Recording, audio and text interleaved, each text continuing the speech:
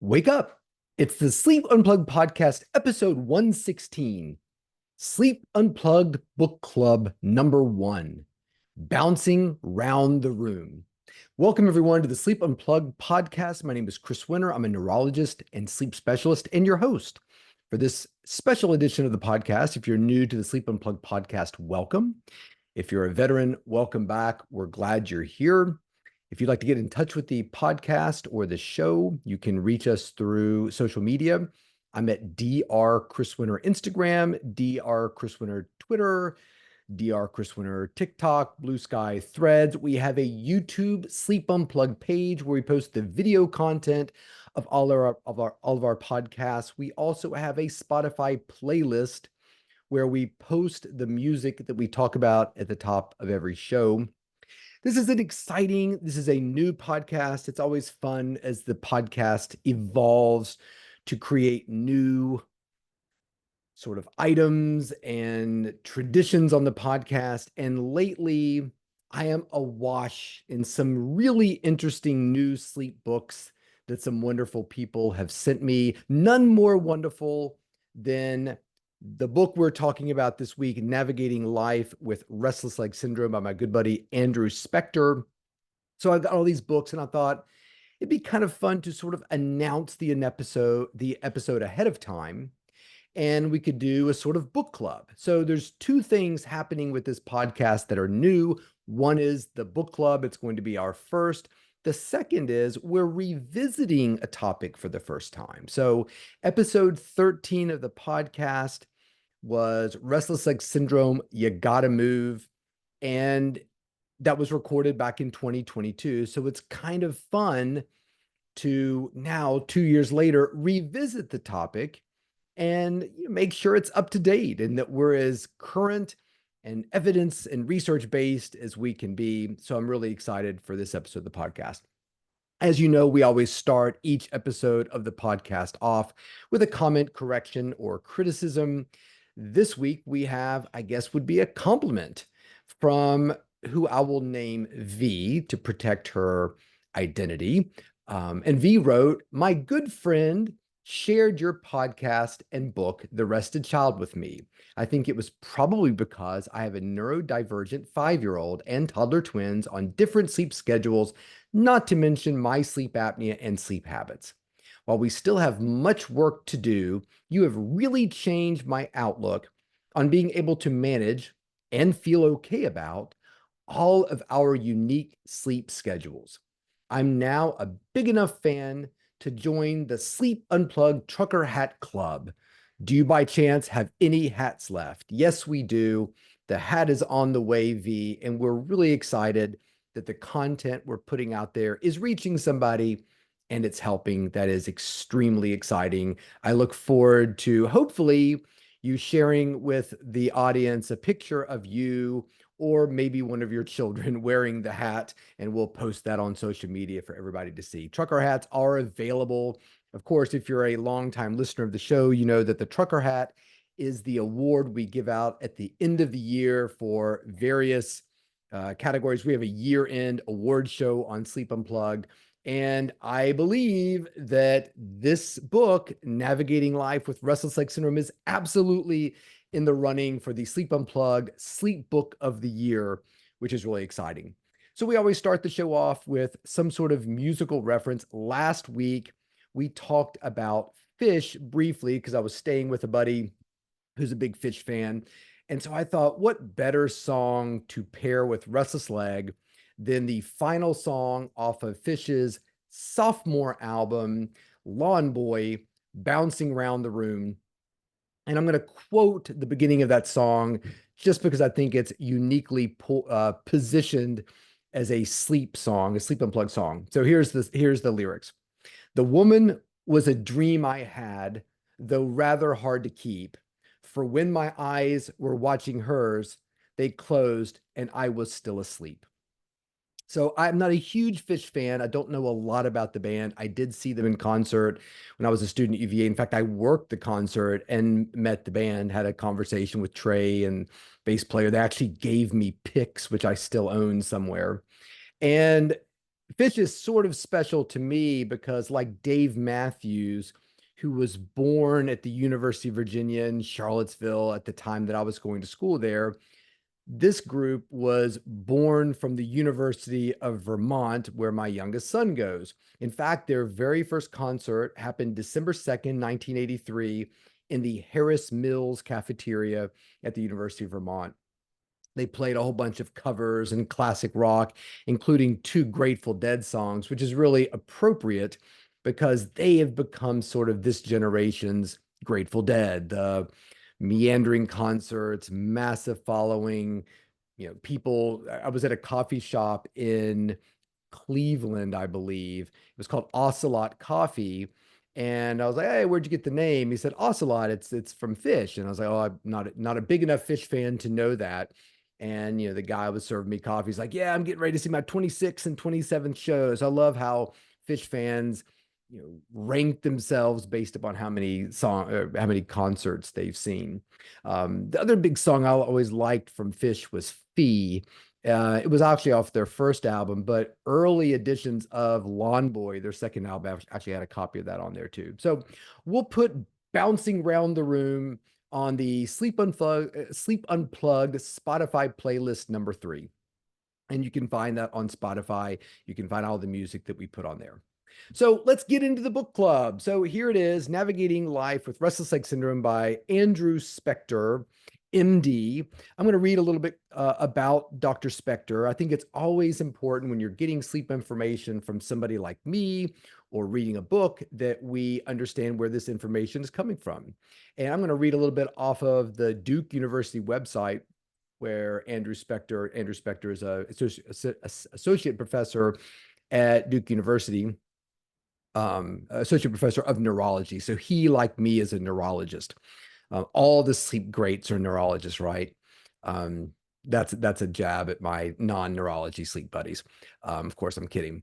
He writes, "I'm passionate about sleep and helping people achieve good sleep so they can be healthier and feel better during the day. I have a particular interest in treating patients with obstructive central sleep apnea, which we've talked about both on this show, restless leg syndrome, narcolepsy, and idiopathic hypersomnia." He identifies himself as an LGBTQ plus ally, and he's actually the vice chair for inclusion, diversity, and empowerment in the Department of Neurology at Duke. Wonderful guy, great friend. He's the kind of person that knows everything there is to know about sleep, yet he'll come out to somebody like me when I give a lecture in the area and say what a great job you did, even though he knows everything. And he even referenced, which was so sweet of him, in the sleep in his book. If you turn to page 236, he wrote, "Dr. Chris Winter does a terrific podcast on everything related to sleep. It's called Sleep Unplugged, and I highly recommend following it. Episode 13 is about RLS, and it's well worth the 39 minutes to listen to it."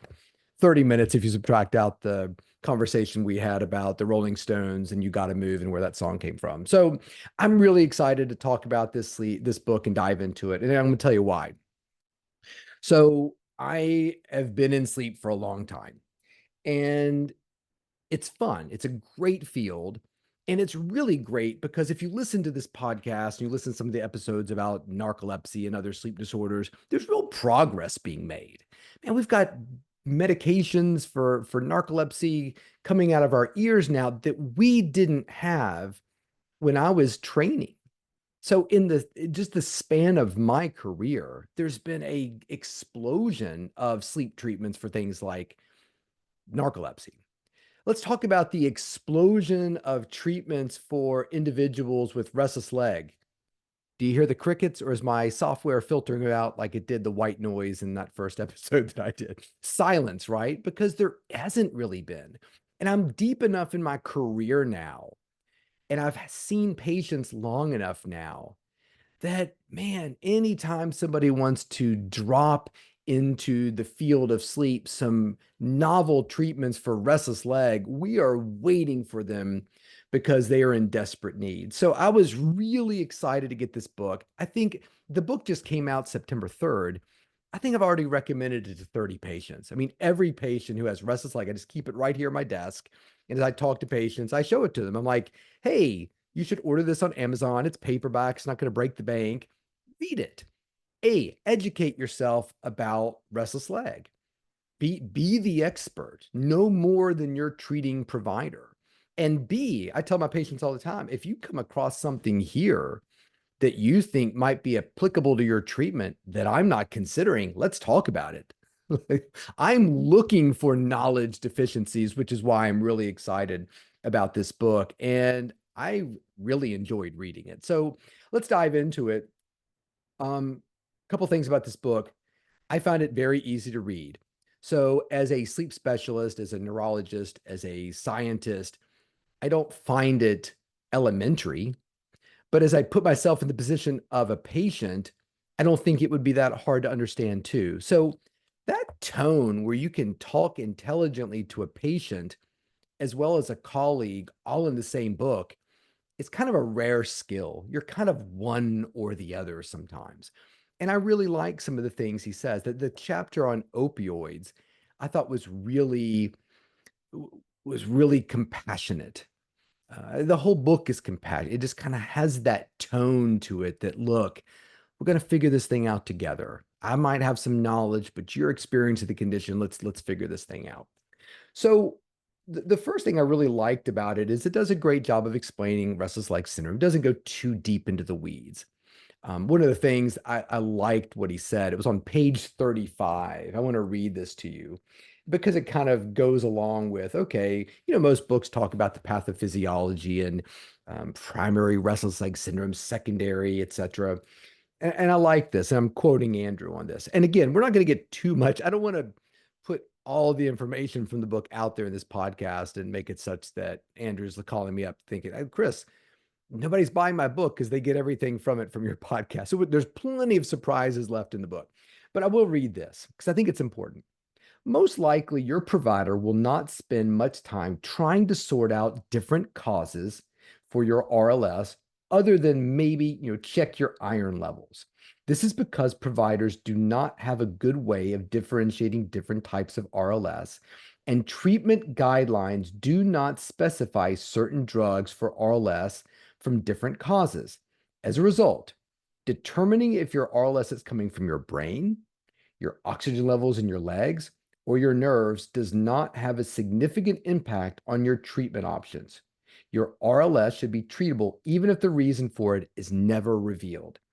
I'm going to sit with that for a little bit because I just had a conversation about this with a patient.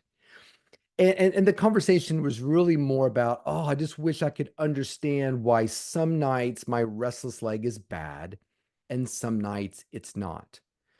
Well, this has been going on with you for about 30 years. And I said to her, you know what?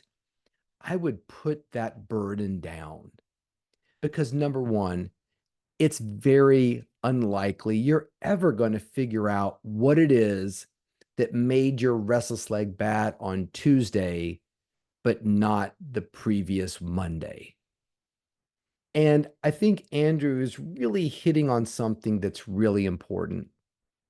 If we can figure out the why, and specifically the why for you, that's great.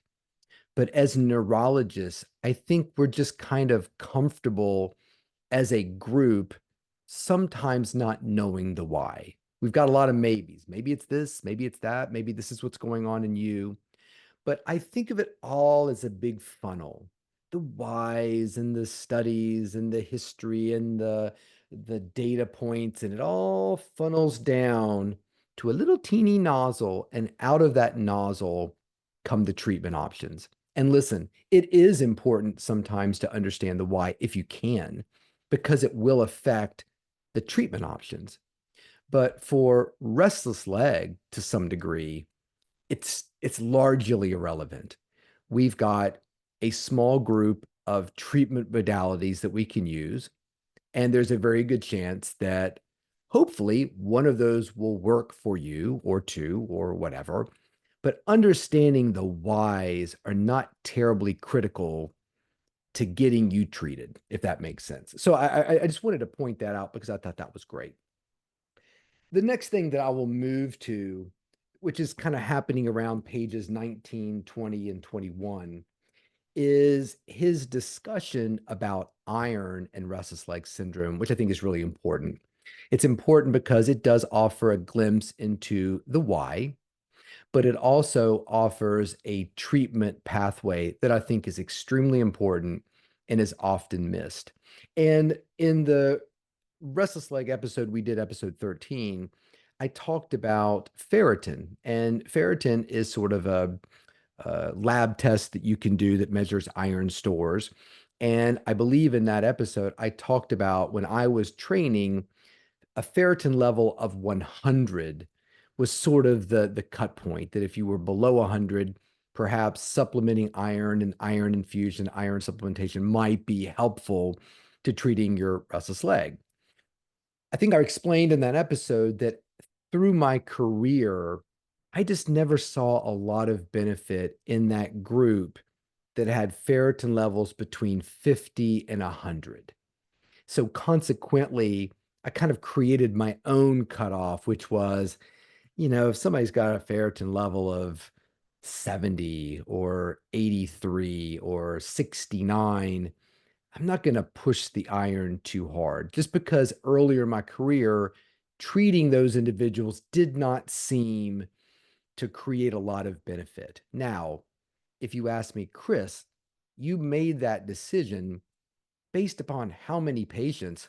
I don't know, 10, maybe 15 if I mean, it's a small number, right?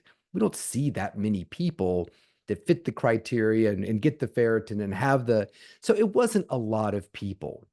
And I thought it was interesting that Andrew uses the cutoff of 75, I think it's micrograms per liter. So if you have a ferritin level that is below 75 micrograms per liter, he advocates, hey, you might want to treat it. So that's interesting. So I learned that from him. I thought, well, maybe I made a mistake. Maybe I should be a little bit more generous in my cutoff for a ferritin level. So I think that's really important because he makes the extremely crucial point that having low iron and having low iron in an individual with restless leg syndrome are totally different things, meaning that a ferritin level of 20 might be something your primary care doctor, your provider, maybe your sleep doctor says, oh, we checked your ferritin, it's normal. Yes, for the average non-restless leg patient. But if you have restless leg syndrome, it is extremely important that you not only find out if your ferritin is, quote, normal or not, but you get that number. Because if it is lower than 75, there's probably more work to be done. The other thing that he makes really clear, he even has this fantastic, if you can see on the YouTube channel, a fantastic little flow chart, is what do you do with the transferrin level? So transferrin is a protein that binds iron to the blood. And the point that he makes in this flow chart, which is extremely interesting, is you check a ferritin. Is that ferritin level below 75? Is it? Yes, it is. We have a ferritin of 20. Okay, great. Consider some sort of iron therapy. And he goes through all the things you want to consider before you do that in terms of what patients are appropriate, where could it be dangerous, what are the factors we need to know before we set up some sort of iron therapy. And he goes through all the different kinds of iron therapies. But what was interesting was if your ferritin level happens to be above that 75 micrograms per liter cutoff, it's important to look at the transferrin level. And if the transferrin level is below 25, that too is another indication to potentially treat. And that's not something that I typically do. Now, we typically have iron studies done with the ferritin, but I really like the way he lays out that flow chart in terms of how we should be looking beyond the ferritin for some of those individuals. Because I'll tell you, when you hit it right and you find the individual who's got the low iron, and that's what's causing the restless leg, when you treat with iron, it can be a real miracle.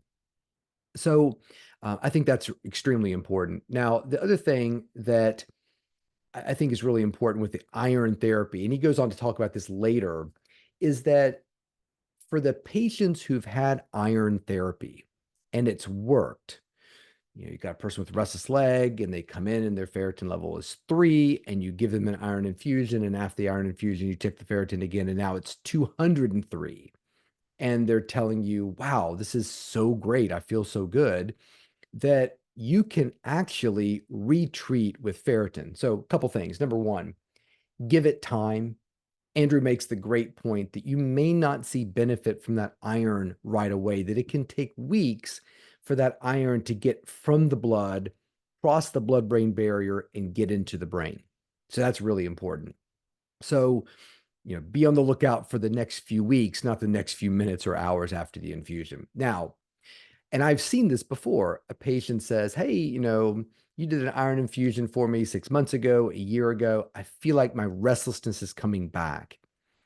I always looked for the ferritin to start to approach the levels they were at prior to the infusion. So an individual has a ferritin of 35. We infuse them. Now they've got a ferritin of 235. They come back after 6 months. Hey, my restlessness is kind of creeping back in again. We recheck the ferritin and it's 72 and it's time to go. Maybe get another iron infusion. So we always warn our patients, hey, look, you may need more than one iron infusion as time passes. So it's important. What Andrew writes, which I've never heard before, is that once somebody's had an iron infusion, you can consider reinfusion if the ferritin is anywhere below 300, or if the transferrin level is below 45%. So we don't have to wait for that ferritin or transferrin level to get to pre-treatment levels before we consider reinfusions or retreatment, which was something that I had never really come across before. And this is important because we don't necessarily want our patients to have to get back to the place where they are struggling and suffering before we consider retreating. I also tell patients that the earliest inkling that you feel like your legs might be bothering you again, let's recheck your level. And I've had on several occasions patients ask their primary care doctor, hey, I've got restless leg. I had an iron infusion. I think I need another ferritin level because my restless leg is coming back. And the PCPs have refused that, which makes no sense to me. So if that's the situation you're in, or your PCP is saying, oh, we're not going to do anything about it because your ferritin's still, 150. 150 is below 300. And if you're feeling symptoms again, it may be time to retreat or find somebody who will. So I thought that was extremely interesting.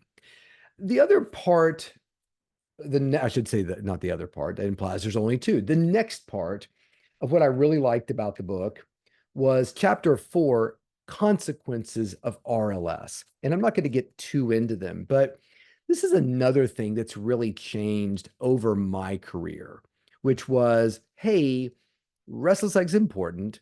It disrupts sleep, but it's relatively benign. I mean, I kind of remember that word being used to describe the condition in the past. And Andrew makes a really strong argument that, look, anything that's upsetting sleep quality, whether it's a schedule or a drug or a condition like restless leg, is going to have health consequences, if for no other reason than simply because it's affecting sleep. And he gets into sleep being not restless leg being not a benign condition. It has direct implications on cardiovascular health and high blood pressure. I really like the section that he did about depression, because he really talks a lot about the conflict that we sometimes run into with an individual with severe restless leg syndrome who may also have depression. Now, question number one, is the restless leg syndrome to blame for causing or exacerbating the depression? That's a question that needs to be answered. Number two, if you're going to treat the depression, how are you going to treat and what medication are you going to use because there are several medications for depression that might be exacerbating your restless leg. So in the book, there is a whole list of different medications that a reader can look at and evaluate against their own medication list to make sure you're not taking a drug that's also creating some restless leg. But I think that there is special consideration with the treatments that we choose when it comes to depression in RLS patients. The other thing that I thought was really interesting, and if you treat a lot of sleep disorders, if you treat a lot of restless leg, you'll see it, which is restless leg and anxiety.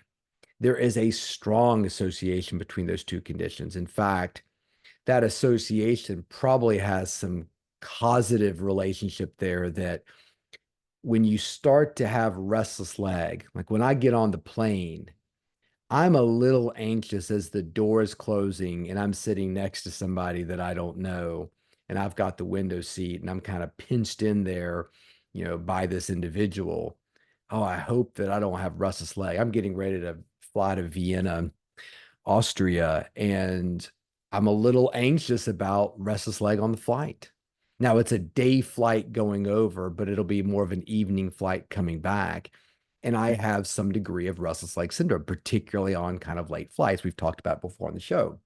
So that anxiety that I'm predisposed to have could be an exacerbating factor with that RLS. If you feel a little twinge in your leg, you're like, oh no, it's coming. It's no, please, no. The flight just started. I haven't even gotten my little Bischoff cookies yet. And I'm already starting to feel the restless leg. So I really liked the section, and I really encourage you to read the part on anxiety. I think it's great. I think if you're somebody who has ADHD, if you're a parent of somebody who has ADHD, the section on attention disorders is really important. We've talked about that on the show, that there are a lot of people out there who are being treated for attention disorders who probably don't have them. They have sleep disorders that manifest themselves as attention problems.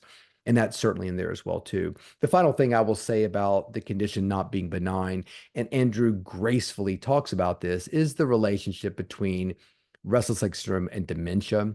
It's not a strong one. And he even says, look, there's an association here, but I don't want you to worry about it. I can't remember the words he uses, but he's like, don't worry, it's okay. Like, people with restless leg have about a 10% chance of developing dementia. If you don't have restless leg, it's like a 6% chance. We're talking about, a plus minus 4% here, according to the study that he's quoting. But certainly something to think about, and maybe a more compelling reason to be a little bit more aggressive about the treatment of the disorder, rather than just sort of, grin and bear it kind of thing.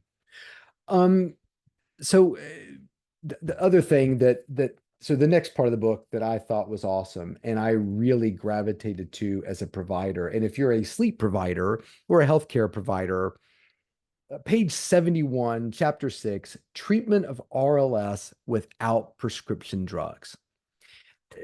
So I think with any condition, it's always a good idea to evaluate prescription drug treatments, or at least offer them and talk about them. And I do.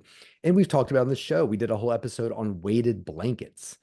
And in the nutrition episode, I think we talked about magnesium and supplementations and things like that for restless leg. We've talked about iron supplementation. So it's really exciting. There used to be a device you would put on your legs and would vibrate and squeeze your legs. There's been things of that nature as well too that have kind of come and gone. But I really like this, and he talks about temperature counter stimulation. So we've talked about in the episode 13 on restless leg, a lot of patients with restless leg, they seem to own hot tubs because they like to get into that hot tub at night, and that hot temperature really seems to affect their restless leg in a positive way. Touch, people like massages, like having their legs rubbed. Massage chairs are very common. A distraction, and one of the distractions that he put in there, which I thought was fantastic, was sex. He said, look, a lot of people find that sex with a partner or with yourself seem to really reduce the problem related to restless leg. It costs nothing. It's harming no one, and who doesn't like another reason to have a little sex before you go to bed at night? So I thought that was great that he kind of put that in there and shared that. The other one that he put under supplements was vitamin D. And that's one that I've never really talked to about my patients and thought that was really awesome. There's some other things that he puts in here too, different substances, devices. I will mention that he talked about uh, devices that kind of stimulate with electrical activity, motor activity in the legs, and he calls them tonic motor activation systems. Back in we did an episode, I think it was about travel, and I had talked about a device for athletes called Firefly, which are these little devices that you can tape to your leg, you stick on your legs, they're electrical, and they kind of deliver, a shock every, 1 to 2 seconds to that your tibialis anterior, muscle on the front of your leg. And you can dial it up and dial it down in terms of intensity. And I talked about in that episode that I wore one on a plane and thought that it was kind of helpful for restless leg. It's kind of giving that little shock. It might be distraction, that forceful activation of the muscle might be helpful. So he goes into a lot of these different types of devices. Some are on the horizon and are not quite available. So if you have restless leg and you're struggling to either find something in addition to the medications you're taking, or you don't want to go to the medications yet, this chapter 6, is highly, highly helpful. And I will mention that the final thing that he talks about, and I'm pointing to it right now, is exercise. Exercise is so important for people with restless leg. A lot of times timing is very important. Some people don't like exercise right before they go to bed. Other people, that is critical to their ability to fall asleep before they go to bed. So I think extremely important little part about that. But he doesn't beat it up. He doesn't beat it to death. But he's like, look, exercise can be extremely helpful. So, so 91 and 94. So chapter 7 is about dopamine agonists. And for a long time, that was really the standard of care for patients with restless leg. We moved away from the old dopamine, cinemets and the benzodiazepines and things of that nature because we felt like, look, these medications are really going to be the key towards therapies for patients that don't come along with these kind of long-term side effects. So once again, I want to read from Andrew's book, this is chapter 7, page 94. It's the first paragraph. And it's really important because if you're a patient of mine, you get a version of this every time you see me. And from now on, I'm going to tell people, hey, when you read chapter 7, I want you to pay real close attention to this part. So I'm just going to read one paragraph. It can be very frustrating for people to hear, but oftentimes the reason they're suffering so much from their RLS is because of the medication they are taking that is supposed to be helping. Augmentation is one of the most common reasons that someone with RLS will transition from being cared for by primary care to being seen in a specialty clinic. I'll even add transition from seeing a more general sleep doctor to somebody who really has an interest and a passion for restless leg. I'll continue reading. The good news is that once you stop the dopamine agonist, your RLS should go back to being no worse than it was before you started the medication. Augmentation is reversible. There is a lot packed into that paragraph. And the most important thing is there is hope. The second thing is that if you are somebody who is being treated for your restless leg, and number one, you feel like your restless leg right now is way worse than it was when you first started getting treatment. And number two, when you look through Dr. Spector's book at the recommended amounts of various medications, including dopamine agonists, ropinirole, Mirapex, Nupro, and you're on a dose that's way more than what he recommends, that paragraph is specifically for you. And that's sort of the pattern he's gingerly referring to. I'm not going to be so I'm not going to tiptoe around it. And what it is I'm treating you for restless leg and your restless leg is worse. And I say, well, I'm sorry it's worse. Let's go up on your drug. And that going up on the drug makes you feel better. And now you come back and say your restless leg is worse. And I give you more drug. If that is the pattern you have with your provider, I go see them, they give me more drug, and everybody's happy for a while until I'm not happy. And now my restless leg is not only worse than it was when I first came to see him, but it's round the clock. This is probably what's going on.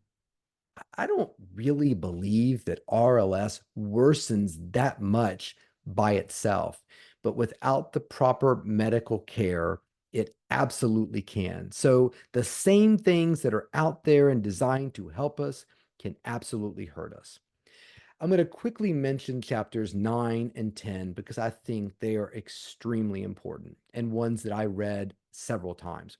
Those are the chapters on benzodiazepines, drugs like Ativan, clonazepam, Valium, and drugs. And chapter 10 is on opioids. And we've all seen Dope Sick and we've all seen Painkiller. And I was a young doctor during the opioid crisis. I remember the reps. I remember the giveaways. I remember it all. I remember pain being the fifth vital sign, the Sackler, the whole thing. Like I was in the middle of that. And we've come out the other end of this horrific nightmare, not wanting to go back.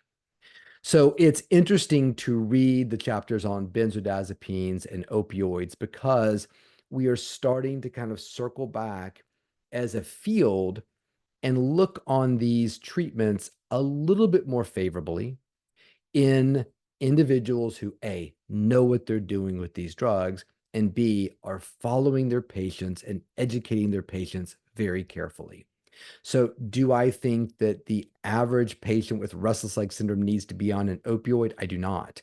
Do I think there are individuals out there whose restless leg has gotten to the point where they may need to consider therapies that are a little bit more, we want to be a little bit more cautious with? Absolutely. So, if you are a patient who has restless leg syndrome, you should absolutely read these chapters. And if you're a provider, I think they're a great summary of how we need to think about these drugs in 2024 as not first line therapies, not things we want to go to quickly, but certainly there is a patient population of restless leg that these are appropriate for. I love chapter 11, um, which he does, which are other additional medications. If you're a provider like me, boy, I was glued to that chapter.